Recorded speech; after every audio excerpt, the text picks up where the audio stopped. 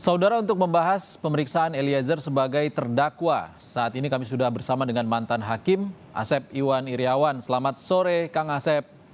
Selamat sore juga, sehat selalu, semangat Sehat selalu, selalu. semangat terus, Kang Asep. Kalau kita lihat dari persidangan tadi tidak ada perubahan sebenarnya yang disampaikan oleh Eliezer saat dia bersaksi untuk terdakwa lain. Sebenarnya apa yang ingin digali jaksa dan hakim dalam Ya, pemeriksaan terdakwa? jadi sebenarnya ini mencocokkan dengan kemarin kunjungan kepada lokasi ya, jadi Duren 3 sama Unsa Guling. Cuman kan sebenarnya biasa satu itu, kedua dalam praktek biasanya karena yang bersangkutan sudah dengar sebagai saksi, perkaranya di-split, sebenarnya biasanya nggak diperiksa lagi ya, sudah cukup dianggap pemeriksaan sebagai saksi sebagai terdakwa. Cuman kita sekarang baru sadar semua ya, bahwa hakim kenapa kemarin mengajakkan kunjungan ke lokasi. Nah, satu hal yang perlu dicatat oleh semua adalah justru di ruangan itu, ruangannya tidak lebih gede studi Orange ya, Kompas TV daripada ruangan itu. Kemarin bisa lihat ruangannya begitu kecil, jadi kalau kejadian di situ ya pihak-pihak berada di mana akan ketahuan ya. Makanya ditanyakan kejelasan status KM di mana, RR di mana, Romer di mana. Jadi kalau di situ ada yang bohong, tidak melihat, tidak mendengar ya, kemudian keluar dari mana, kelihatan bohongnya. Siapa yang konsisten dan tidak konsisten. Jadi hari ini digali daripada si Eliezer ini kekonsistenan bahwa Eliezer jujur dari awal ceritanya ya, mengalir alurnya sangat linear, sangat lurus gitu. Jadi ya apa adanya, jadi tidak ada yang ditutupi. Jadi kalau yang lain berbeda, nampak kalau ruang tamu segede gitu ada kejadian pembunuhan ya di tempat itu, ada yang tidak melihat, ada yang tidak mendengar, ada yang aku tidak nembak, ya nggak bisa lah. Satu itu. Kedua juga yang digali dari yang pertanyaan selama sidang ini adalah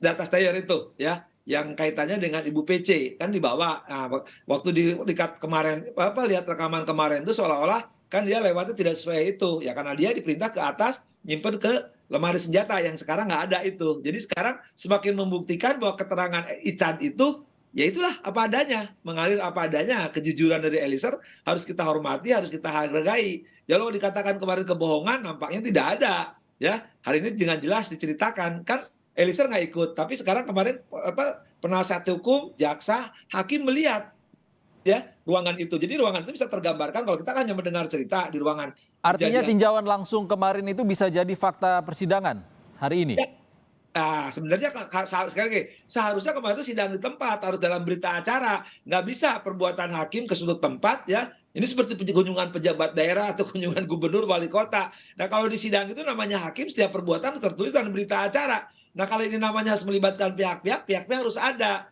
Ya, kabar itu sebenarnya maka seharusnya dulu itu sebutnya persidangan. Jadi pemeriksaan setempat itu persidangan di luar sidang. Jadi supaya nanti hakim mengaitkan dengan kejadian tempat TKP ya, atau rumah-rumah itu sudah ada dalam berita acara kemarin, tapi nampaknya kemarin seolah-olah bukan sidang, hanya pemeriksaan setempat gitu. Maka saya bilang seharusnya di KUHP itu diatur pasal 75, semua ketentuan apapun tercatat dalam berita acara. Nah hakim itu harusnya ikut pasal 75 walaupun itu di pemeriksaan penyidik. Tapi terlepas apapun, saya kira sebelumnya di persidangan tergambarkan suasana orang itu. Jadi peran apa yang dilakukan, kan hukum tuh siapa berbuat apa, apakah dapat dipertanggungjawabkan. Jadi siapa saja di ruang itu, berbuat apa saja di ruang itu, dan apakah dapat dipertanggungjawabkan. Nah itulah pertanggungjawaban yang kemarin kan, kata-kata tiga kata: hajar, jongkok, bunuh.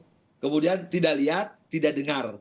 Keluar, masuk, senjata ke atas, ke bawah. Nah itu akan ketahuan. Jadi kemarin mungkin hakimnya sekarang hafal, persis, dan gampang menggambarkan. Jadi seperti gini, iklan mau jual rumah, apartemen. Mesti dilihat isinya bukan apartemen, tapi rumah susun misalnya. Sebenarnya apa sih, Kang Asep, pentingnya hakim dalam menentukan putusannya nanti dia mengetahui jarak ataupun posisi dari para terdakwa itu dengan melakukan tinjauan langsung kemarin? Ya, pentingnya apa? Kan fakta bahwa Eliezer memang, katakanlah versi Eliezer ada 3, 4. Menurut Sambo 5. Tapi faktanya luka lebih dari itu. Kedua soal selongsong. Tiga soal pistol. Itu ada jadi barang bukti. Artinya tidak ada kesesuaian di situ. Jadi tinggal yang sesuai itu siapa? Nah tinggal dihitung peran di situ. Nah kalau Eliezer nembak 3 kali, katakanlah luka 7 kali. Ya, atau 5 kali lah, ikutin sekarang yang sama 5 kali. Berarti ada 2 keluar peluru. Kalau 2 peluru siapa? Tinggal orang yang di situ. Nah sekarang katakanlah ikuti KM sama RR, tidak lihat, tidak dengar, tidak tahu. Ya berarti tinggal pilihannya selain orang itu yang menembak kan.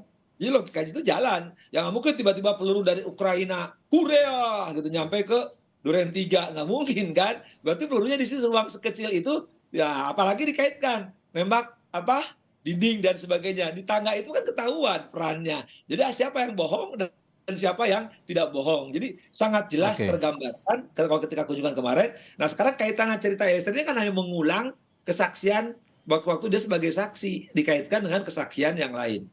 Kang Asep, kalau tinjauan kemarin tidak dicatat oleh panitera, lalu baru dikonfirmasi kepada terdakwa hari ini, salah satunya Eliezer, itu signifikan sebagai fakta persidangan? Ya, sebenarnya menurut hukum nggak boleh. Karena kemarin itu kan kalau itu kunjungan tidak dalam bentuk sidang, hakim itu kan hadirnya hakim itu di pengadilan itu ya ketika pakai toga dia sidang. Kalau tidak pakai toga keluar sidang, sidang di tempat. Nah, kalau kemarin catatan saya, maka saya bilang saya kritisi kemarin itu, kalau pemeriksaan setempat tanpa dalam bentuk sidang, itu nggak boleh. Hakim ngapain jalan-jalan ke sana gitu kan?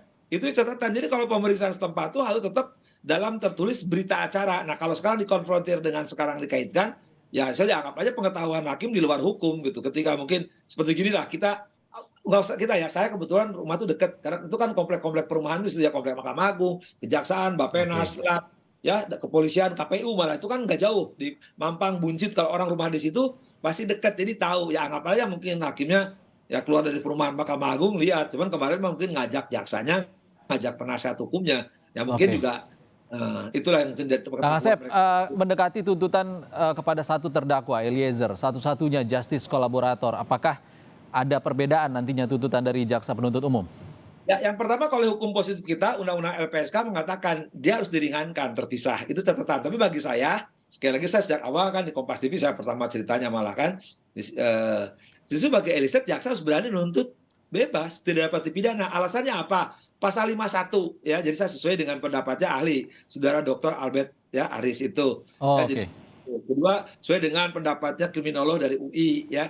Ketiga pendapatnya juga dari Promo Magnis. Keempat, pendapatnya ahli juga dari Resa Indragiri maupun Dr. Lisa. Dan itu semua itu sejalan ya. Jadi perbuatan dilakukan karena perintah, dia tidak bisa dipertanggungjawabkan. Yang bertanggung jawab adalah pemerintah. Jadi dia Baik. alat. Jadi jaksa harus berani mengatakan itu. Baik, kita Jaksa kita nantikan seperti apa keputusan jaksa terkait tuntutan nanti.